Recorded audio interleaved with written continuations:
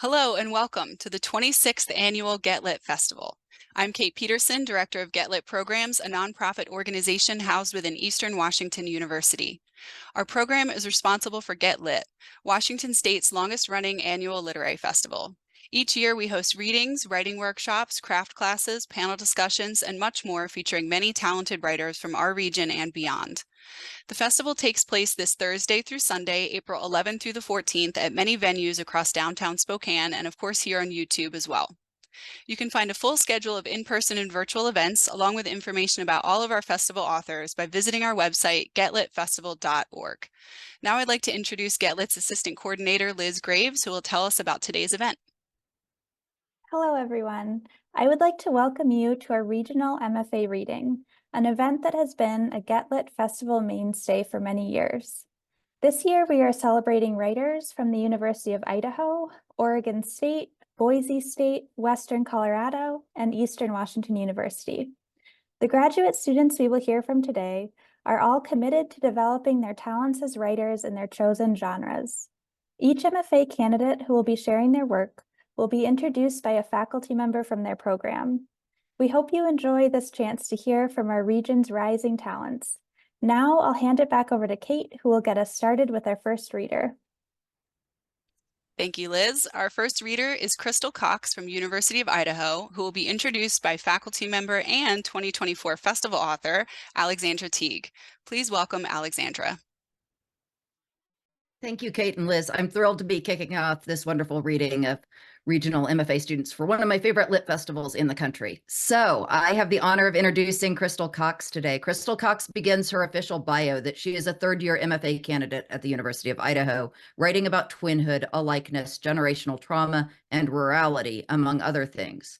I'd like to add to those other things that Crystal is the only poet I know who can write about Dolly Parton, an abusive relationship, cups of glitter, doppelgangers, eating on the floor amid pet hair, checking one's hotness at a gas station, fear of being at the top of the St. Louis Arch, and the many other subjects that she writes about with such care and tenderness, mixed with an awareness of loss and distance and violence, that I always feel as if I've been somewhere in her poems. I feel as if I've had these experiences myself. Diane Seuss, whose poetry I know Crystal admires, as I do, said in a Rumpus interview, "I'm interested in the rural, but I approach it via degrees of formal experimentation. It emerges from rural spaces, but looks for the toughness, the strangeness, the absurdity, the taut stringiness, the rage and pain of all, as opposed to the homespun. Roadkill, that's my aesthetic. Naked dancing on the water tower." I see these same impulses distinctly appearing in Crystal's writing, and like Seuss, who describes bringing her poetry down to where she really lives, Crystal is a poet of great formal skill and deep reading who also writes poems that genuinely connect to the experiences of people, including herself and her family, who live outside conventional poetic, literary, academic circles. I've been so grateful to get to work with her these 3 years in our MFA program at UI, and I'm very excited for her thesis manuscript, Sink, which she'll be defending this April. Crystal's poems have appeared in The Shore, Phoebe, Nimrod, and elsewhere. She's a recipient of an Academy of American Poets University Prize and a 2023 Centrum Fellowship. She calls Mid-Missouri home. Welcome, Crystal. Thank you so much, Alexandra. That was so wonderful, and I'm so grateful to have you as a professor and mentor. And thanks, Kate and Liz, for inviting me. I'm so excited and honored to read with you all. I'm actually going to start with the poem Self-Portrait with Dolly Parton. So yeah, I'll just jump into it. Self-Portrait with Dolly Parton. I never got boobs like Dolly's, though I prayed for them until the squinting made my head hurt. My whole life, I've wanted good posture for no good reason, other than I was told that I should have it. Dolly was the least straight thing on my TV, but she always walked upright, and I thought her boobs operated like my mom's back brace. The problem with Missouri is that it's so flat. You can see for miles, and you don't bother looking up until it's night or 4th of July, and your neighbor's uncle is hoarding the sky, and you didn't make it to the fireworks stand in time. The good thing about Missouri is that people know almost nothing about astronomy. I used to get rip-roaring high out of a bedazzled bong with my Libra friend on her makeshift front porch. She'd tell me that my life wasn't falling apart because of contingency or consequence, but because of Mercury in retrograde. I can't fucking see the thing, I'd say. And she'd say, it's not like that. It's a cosmic cycle. My ex was there too, climbing trees for a better view, scraping his knees on the branches like he's giving the best head of his life. There's nothing quite like the 1977 interview where Dolly tells Barbara Walters that she would have kicked her in the shin had she called her a hillbilly. I couldn't wear overalls without my ex calling me a hick. I swear he kept knocking my only pair off their hanger in our shared closet, but I have no proof. He used to place rose petals made of Post-it notes on our bed, but not in front of the at-home stripper pole I bought to finally see upside down. When he installed the pole, he tightened it too much, either because he was worried about my crash and fall or because he was too drunk to do anything loose. Either way, it was static, and I didn't see it spin until I moved out and my dad kicked it down with his steel-toed boot. He never asked, just not turned 9 to 5 up louder in his half-dead Ford on the way home. Did you get it all? He said, and I said yes. But in the closet, there was still a gun and a cup of glitter. Cool. Thank you. This next one's in a somewhat similar vein, and it's called Little Girl, What Preparations Are You Making for Eternal Life? Since you asked, I'm answering. With alien abduction stories, period underpants, midday seances under a tree, hoarding those bathroom towels with the fancy stitching, a few cans of cheese. My dad is busy making bricks at his factory job that won't provide AC. Overripe government conspiracy. If I had the extra cabinet space, I'd fill it with perishable strawberry cake. If my mom's God were the right God, I'd crunch my sleepy little soul into the pew. I'm looking for a hand to hold, but I'm done asking. My dad tells me about dreams, about visions. There is absolutely no distinction. He's seen himself atop a white horse on the promised day, mirroring the Prince of Heaven. I rode on top a white horse once, saddleless and feigning scared. My heels rested on its soft skin until it bucked me skyward. When I hit the ground, there was no bloody God mirroring me, just some piles of shit and a kid running for it. Okay. The next one's maybe a little bit softer. It's called Catalog of Untriggers. Body, there's coffee in the kitchen and a few good luck grounds for your feet. Kitty litter sprinkled like fairy dust. You need to sweep. Body, there's accomplishing a chore and there's pride in a home uncluttered. No miscellaneous junk piles past the doghouse just beyond the brush. No Saturday garage sales crowding the dining room as you eat. You loved that dog and rarely pat her smelly back. There's your stack of books, Body. You've got it all. Something borrowed, something blue, something new to you. Too many for you to ever fully read. The difference between these books and your dad's antiques. Body, spaces that are filled can't be occupied by dangerous beings. Your grandma's house was full of gnomes, not beasts. Government food that she could barely eat. Body, if there's a knock, then there's enough time to hide. Listen to the sound of the bathroom door creaking on its wooden stilts, its indeterminate click. Body, if you get locked in, remember the fists you've seen punch through clean.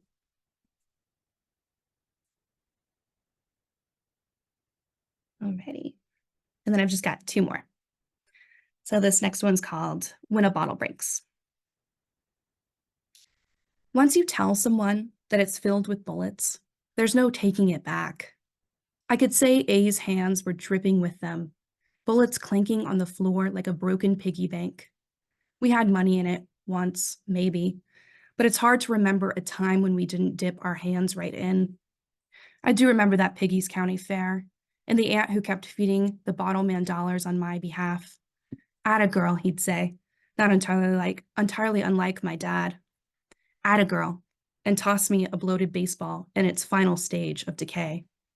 I didn't know enough to respond to him, just that I couldn't resign until I made sharded rubble of what was in front of me. I threw a slugger, my aunt's words, but when those glinting receptacles toppled, all they did was doink. Plastic. I did learn that I can throw it straight. There's a defeat that exists before the body can even usher in desire. I couldn't break my addiction to A if I tried. The piggy bank was always plastic too. It was never so much about a moment of impact as it was me leaving the feeling of his warm body in our bed to tiptoe into the closet and check the chamber of his gun or what awaited us tomorrow. Alrighty. And this is my last one. And it's called Narrow Valley and is inspired loosely by Burt Canyon, Idaho, which has a special place in my heart, Northern Idaho, of course. So Narrow Valley, Burt Canyon, Idaho. Listen, I don't have it in me to write about the stars. I'm not sure which gold beam is just a ghost town tree or asphalt blight. I never asked the dead to wake me upstream from what we both know is more me than you. I'm fine forgetting and being forgotten, dreaming about the coal miner's hands, the red and pink bruise of bodies worked flat. You've never seen a finger crushed to black. You can't imagine blue-collared life like that, nor trash lingering in every crevice of grass. Who could live this wrong? This place isn't mine, but I hear the ring of words that can't be taken back, ripped from the people I left. Listen, I don't have it in me to follow this splintered star home. Thank you. Thank you, Crystal. Next, we have Ayatollah Tingbala from Boise State University. Ayatollah will be introduced by faculty member Nicole Cullen. Please welcome Nicole. Hi, everyone. I'm delighted to introduce Ayatollah Tingbala, a third-year MFA candidate in fiction at Boise State. Ayatollah is a lawyer, photographer, writer, and translator.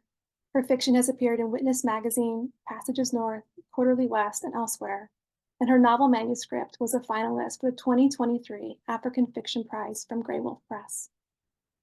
The first time I read Ayatollah's fiction, I knew I was in the hands of a brave and ambitious writer. Her writing is, in a word, unflinching, and she writes with searing honesty about the complex lives of girls and women. Her stories are so big and rich that every semester she endured the same workshop comment: this could be a novel. Her writing engages with Nigeria's colonial history, and her stories span decades and continents, giving voice to a range of characters and often exploring race and the immigrant experience. Her characters are, in her own words, at the crossroads of desire, ambition, and tradition. Ayatollah has been a friend and teacher to many in the creative writing program here at Boise State, and we are so lucky to have spent the last 3 years with her. She is one of the hardest working writers I have ever encountered, and I'm excited for her to share her fiction today. Welcome, Ayatollah. Thank you, Nicole. And thank you for always telling me that everything I write is a novel. I have about 3 novels because of that. So I'll be reading a very short flash piece titled Hey There, Little Birdie. This was inspired by a very bad dream. So I'll just jump into it. When the man found out that it was a woodpecker in his chest, he feared the bird would crack one of his ribs, and the diseased marrow in his bones would leak into his bloodstream, spreading the cancer everywhere. The physician added his concerns. The bird's beak could hit tissue instead of bone, and the man's lungs would fill up with blood instead of air. Or, if the bird died, the carrion floating in a sea of his carcass would carry an infection downstream, and then the man would die of death. We have to get your white blood cell count up, the physician said, and then we'll operate. If you're lucky, maybe we can save you and the little birdie. Hey there, little birdie, the man said. He started to eat orange pomegranate, spinach, and sunflower seeds to boost his immune system and feed the creature hiding inside. At night, the woodpecker danced and knock, knock, knocked. I know you are afraid, the man said. Don't worry, I am too. He named the bird Jupiter, hoping that his chest would continue to fit it, hoping that he would be struck by luck. Maybe the bird would go away, maybe the cancer too. How can you name the thing that is killing you, the man's friends asked. Well, we do it all the time, the man replied. Death by lethal injection, death by tree, choking on an orchid seed, death by poetry, death by spontaneous combustion. Did you hear how the emperor's mother died? She saw the forbidden color green and her eyes exploded. Then her guards were executed for letting the emperor's mother see green. Death by color, can you imagine? Oh well, the man's friends said. At his next appointment, the physician told the man that his white blood cell count was up, but Jupiter had laid an egg. How is this possible? The man asked. I don't know. I have never seen anything like it, the physician said, and I would like to examine your leg. This vein is bulging out. Does this hurt? The physician pressed on the line that ran along the tibialis anterior of the man's left leg, and the line wiggled. Oh no, the physician sighed. Hopefully, it's a worm. The line continued to grow longer and wider. The man's skin stretched like elastic, and the physician ordered tests. It was a rattlesnake, and its tail looked like honeycomb, making sweet honey underneath the man's skin. So that the snake would not feed on the man's muscle, a spacious intravenous line passed along insects and worms and minced meat the man had chewed. The man refused to look at the distension in his leg as it made shapes. Sometimes the snake curled around itself or wrapped around the man's biceps. Other times, it lazily laid in a squiggle, and the man's leg looked like a child was learning to ride on it. At night, Jupiter flapped furiously when the snake tried to make its way up the man's thigh. It wanted a little egg. It's okay, little birdie, the man said to Jupiter while swallowing thistle seeds. I won't let it get you. She continued to peck him hard, wanting to be let out. Minuscule punctures appeared in the middle of the man's chest in the mornings, leaving bloody trails on his divan. When the man stopped hearing Jupiter knock, knock, knock on him, the physician found lava hanging upside down in his ears. The tomography maxed out the green stripes, leaving fat blobs of white. This is ugly now, but these babies were metamorphosed into beautiful monarch butterflies, the physician wrote. Oh well, the man wrote back, sipping saccharum water. Then the man's bones began to fracture, first his wrist and then his hips. Sometimes he could not see, and he could no longer sit up without the earth giving way under him. Then he began to cough up blood. The cancer has advanced. Wait, is that a fish? The physician asked, peering closer. Well, fishes, a small battery of barracudas. They have eaten into your stomach lining. You are not going home. The pair of chrysalises hardened in the man's ears and bled into his brain. The blood pooled and agitated his retinal and oculomotor nerves. His eyelids collapsed one at a time, and his cone receptors died. He could no longer see color. Imaging showed snails hiding in the fringes of the man's bowels, a nest of mice gnawing through his liver, and in one kidney, a Goliath beetle slept. Its team of physicians managed the life cycles in his body, providing nutrition and expelling waste, minimizing the reverberations the horde was causing. They also found new ways of keeping the rattlesnake from traveling upward to find a buffet. The man's suffering kept him awake, and he could no longer feel Jupiter's wings. Her knocks on his ribs had gotten feather-light. It is either we put you in a coma till you die, or maybe we can try to take something out. Your body is shutting down, the physician wrote. You are not going to survive multiple surgeries, but we can try. We can do just the snake, or the barracudas and the snails together, or the mice in your liver, so that the drugs for your cancer have a chance of metabolizing if you miraculously survive. The man's friends came to say goodbye. They asked him what fate he chose. Birdie, he wrote. What? The bird, Jupiter. Just Birdie and an egg. Take her somewhere nice. Like the emperor's southside garden, the man's friends asked. Where we used to sneak into when we were boys, the man wrote back. We have the august celestial beams on the lagoon, his friends agreed.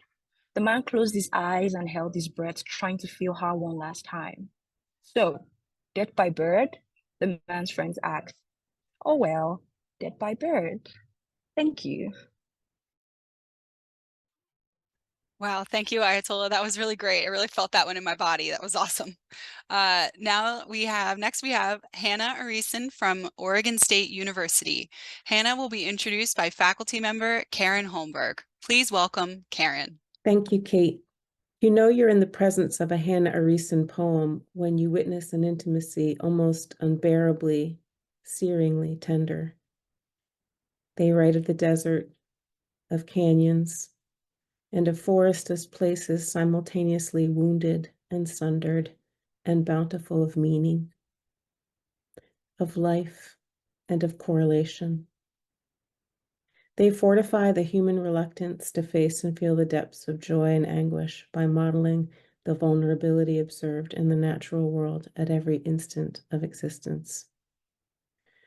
Writing often of wildfires and of trees, Hannah holds equally the tragedy and the promise of wildfires, which, in her words, are, quote, destructive yet simultaneously beautiful. They kill, they destroy, they birth, they restore. It is all at once. Like John Keats, whose ideal of negative capability advocated that a dialectic not be reduced or resolved, but that the two propositions be held simultaneously, Hannah's poems both grieve and rejoice, both rage and love, to portray both annihilation and resilience.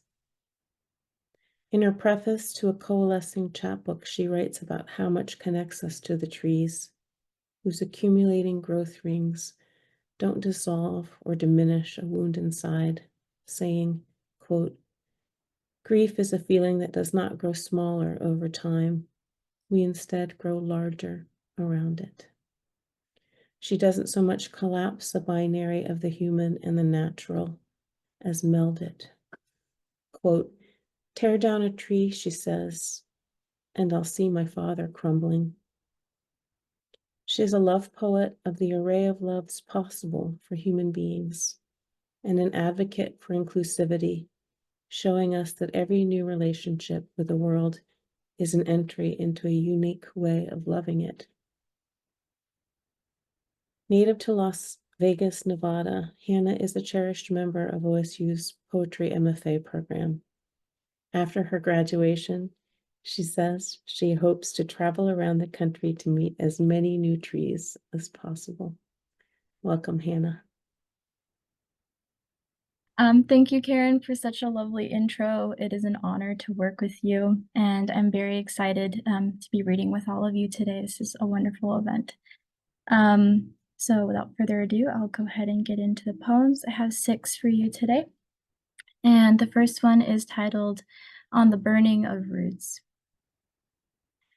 Beyond the hills and the valley of the red sun, angels slumber in beds of smoke and convene with a God that whispers in burnt tongues of a time when embers were cast in ceremony, swelling into the night, a glad departure, then the cigarette, where ritual liquefies into the crucifixion of pines, where trees once stood, a graveyard.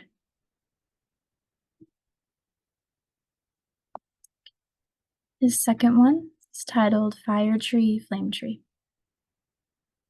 It kills in 2 ways. First, in the noticing of red glow up on the hill, where mother and father are in the loving way, my making a heartwood hum in the layers of cambium that do all the dying. I watch in the second way, standing up on the hill, mother and father dancing, no fighting, in the I think I'm scared way.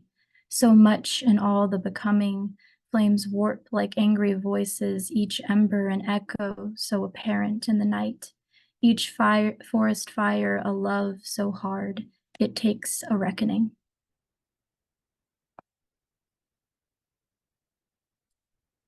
This third one is What Runs Through Us, and the epigraph is, quote, driving on California Highway 89 through Modoc National Forest, unquote. Perhaps in some past life, we were 2 darkening pines, one of them taller, wiser, a ponderosa, the other a lodgepole with a bend in its trunk. I don't know why I've chosen these, just that bend, that push-pull you said that made us perfect. I remember these things as if they were real. It's how I make sense of this present life and the paved road that runs through us, I mean, the forest. I like to imagine how simple the divide, how simple to tear it all down, as if that would make it easier, with the branches still reaching across and you still whispering through the arc of it. I'll tree myself in your heart. Yet here we are, no former life in sight, just this road and the darkening pines, so far, stretching into the next life. To the one I love from a distance. Look, lover, at the way smoke hangs in stillness over the lake, a waning ghost of its own mother. Charred sweet fire, the scent is another day lost to the world. I turn your hand in mine. This moment where burn meets water, newborn, terrifying, I am terrified of its slowness and the way it haunts. But the point is that we need the fire just as much as the fire needs us, and really, love is not lost. So I watch you depart and burn like a faraway flame shadow. Look, lover, at the way embers crackle into a memory and ascend in smoke. Look at how I've become the water your silhouette hangs over.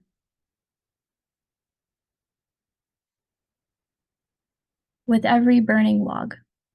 And there's an epigraph, another quote. Do you think Jesus, the son of a carpenter, smelt the cross and thought of home? Unquote. So what I'm saying is I am no one's son, but I know the smell of home in the gut of a hollow tree. An angel in every burning log, the boyness in me wilts to the will of flame. To be closer, I mean wanted by God. The maleness in me christening as I contemplate every saw and burn that the curse begins. How strange, this likeness to forest folding in. I am folding in, and maybe God meant for me to be a boy. But ember swoop, I circle something in me that can't be made. So I go where the bird song is blue, where each hollow log contains my real name. And with every prayer, every burning log, still I am no one's son. Okay, and this is my last one for you today. And it's titled, How to Grieve All of Them During a Wildfire. I saw you on the hill last night, a matchstick flame wavering, telling me run, run from the latter burn of ash and fur, all falter, no grasp, just destruction. So I run from the things I was never told, this being one of them, which is to say the tiring is in the turn of looking back, not letting go of the matchstick, wavering, no, waving.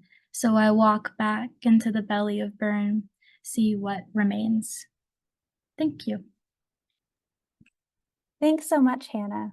Our next reader is Jarrett Zemmer from Western Colorado University. Jarrett will be introduced by faculty member and Get Lit Festival alum, C. Marie Furman. Please welcome C. Marie. Oh, thank you so much. It's so great to be here. Thank you so much for offering this. And I also have to give a nod to Alexandra T. I feel like there's a little bit of a literary legacy here. I was her student once and got to sit in a similar position. So what an honor to be here and get to introduce one of my students to one of my mentors as well. If you want to make a poem, according to W.S. Merwin, begin with listening. Not just a conversation or the pulse of the day, but everything around you. This is a perfect way to enter Jarrett's poems, which are part intellectual or technical, but a bigger part physical. You can put your body into them. In the first class we shared, Jarrett writes this about his poetry. When my poems flow out, they feel like pure energy, I think, mixing with what I am processing in this existence. When I am able to write poems without my ego, I feel as if I am simply conduit for light pouring into my skull and filling my body until the only place left for it to go is on the page. When it hits the page, the words are light, mixing with bits of my body's truth, pulling them out of me into the words. My poems reflect what I see and feel in the world. My poems consider longing, trauma, wild places, and above all else, connection. My poems live, I think, in the world we no longer see, a world where time and numbers and words haven't been thought of yet. Often my words reflect us, individuals, as simply part of the earth and even more, part of the fabric of all existence. In my poems, I am the wasp, you are the flower, we are the earth, and we are all simply the deepest, warmest light. I couldn't have said that better. Jared is an MFA student in the graduate program in creative writing at Western Colorado University. His poetic style is likened to a deliberate stroll, where the pace is determined by the curiosity of the walker and where nothing is left unnoticed and no one is left behind. Writing in the traditions of poets like Neruda and Lorca, as well as contemporary voices such as Brandon Shimoda and Ross Gay, Jared's work reflects a careful and deliberate approach to the craft, an understanding, and sometimes subversive desire to expand the art's boundaries. He is a beloved champion of his cohort and a generous community builder. His notable achievements include honorable mention for Fish Tankara in Deep Wild Journal's 2023 Graduate Student Writing Contest, and a similar acknowledgement for A Bed as a Nest in Dreamers Magazine 2023. Additionally, he received an International Merit Award in the Atlanta Review in the 2023 International Poetry Competition. Alongside his academic pursuits, he's currently serving as the assistant poetry editor for Terrain.org. Jared has been a featured poet at the 33rd Annual Headwaters Conference, a 2023 Truth and Beauty Scholar, and currently holds the position of a 2024 Jack Straw Fellow, showcasing his significant contributions to the literary community. Poetry, to me, Jared writes, is not just the words I write, but the entire composition of my anatomy. I think you're going to hear that today. Please help me welcome Jared Ziemer.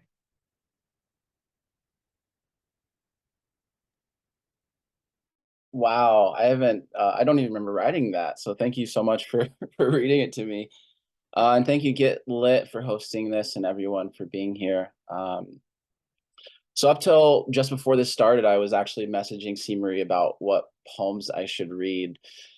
And she prompted me to read a poem that like makes me feel fire in my belly. So I will read that poem now, and then I think I'll read maybe like a water poem after that. So we'll read 2 poems today. So this poem is titled Old Man in the Museum Telling Me to Lose the False Humility. This poem was written after Jericho Brown's AWP keynote. He prompted everyone at the end of it to maybe write a poem that would make the world a better place, or to write a poem that was stopping you from writing that poem. I'm not sure which one of those this is, but here it is.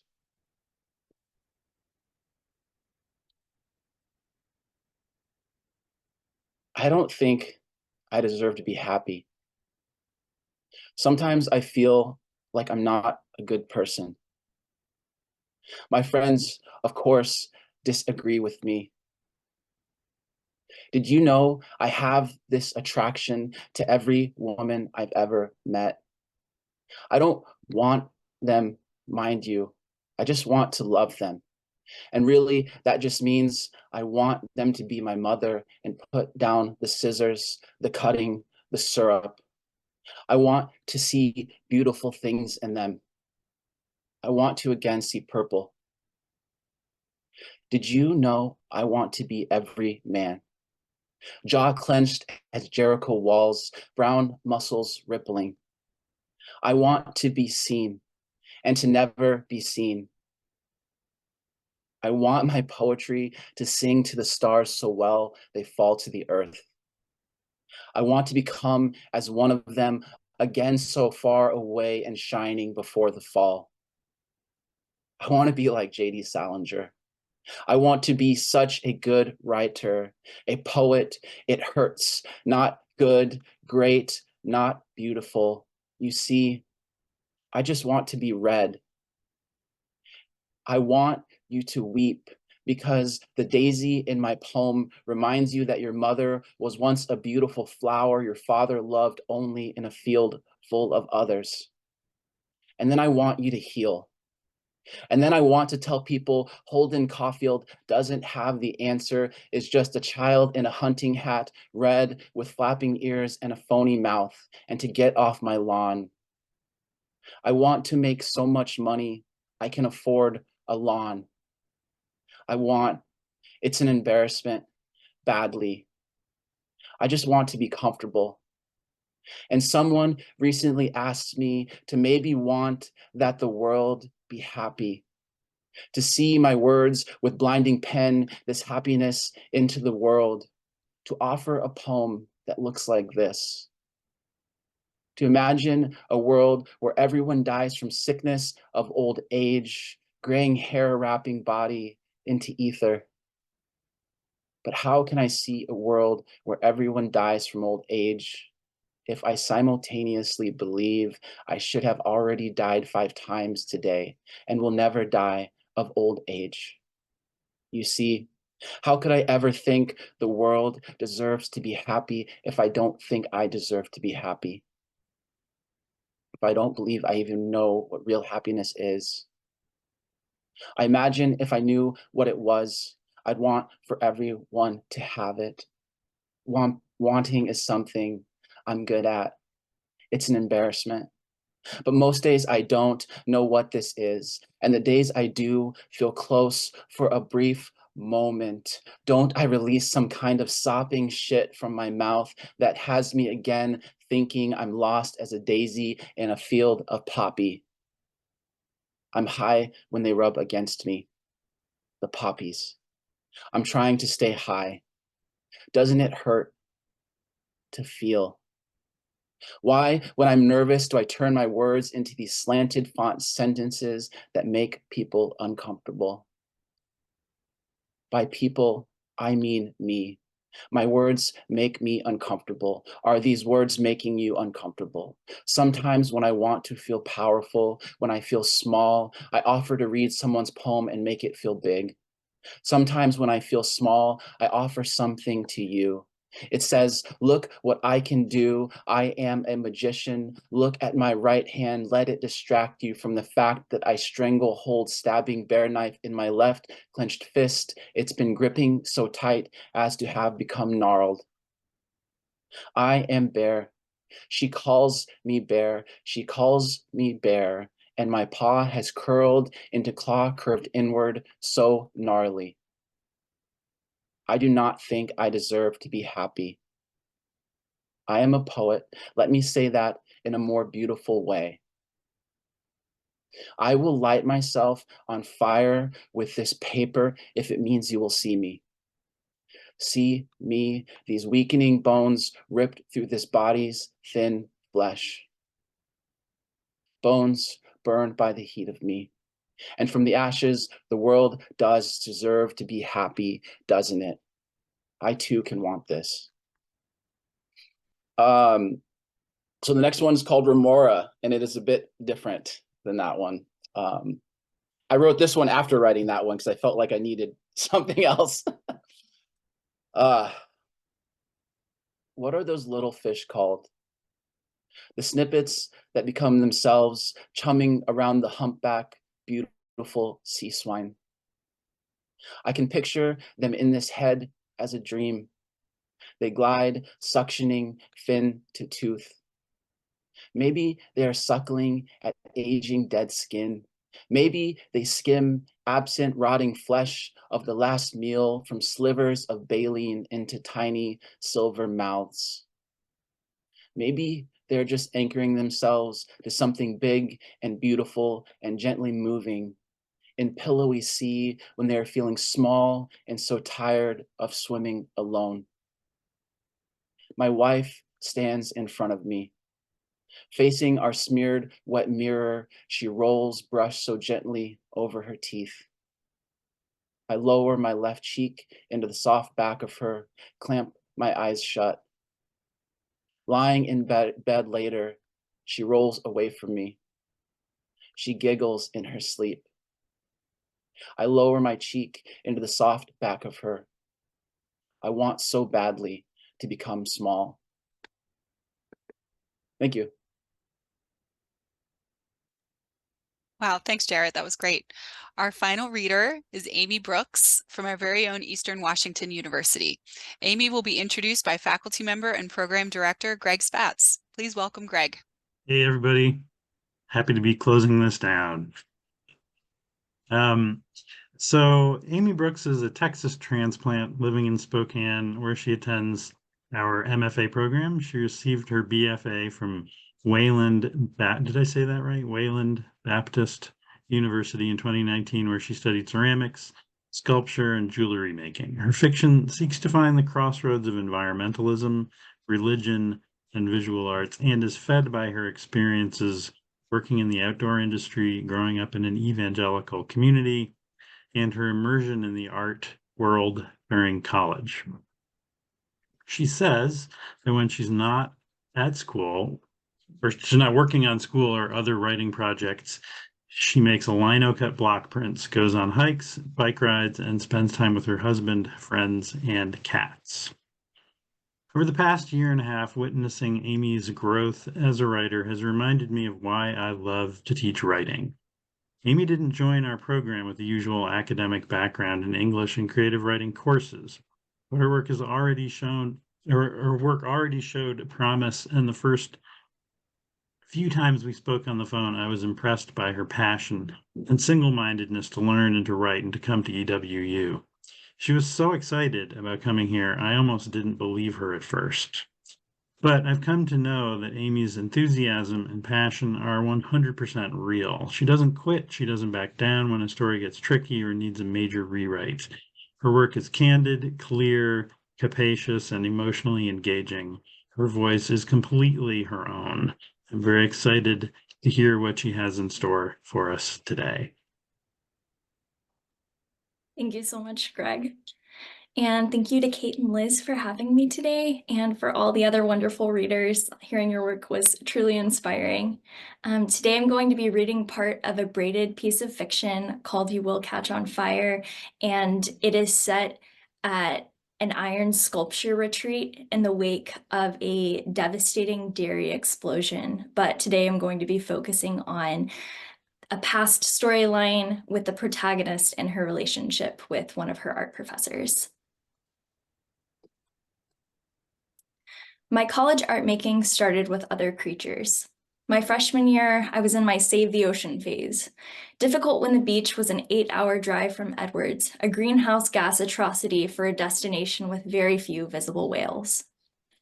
I carved each piece out of wax, as detailed as I could get, and then crushed it into a ball, doing my best to preserve the grooves on its belly and not let its fins and tail melt into the body. I wanted to preserve their essence, but not their shape. A commentary that became jumbled in my mind. After retouching a few of the smaller details, I made the mold from plaster and burned the wax away in the tiny kiln, not melting, but evaporating.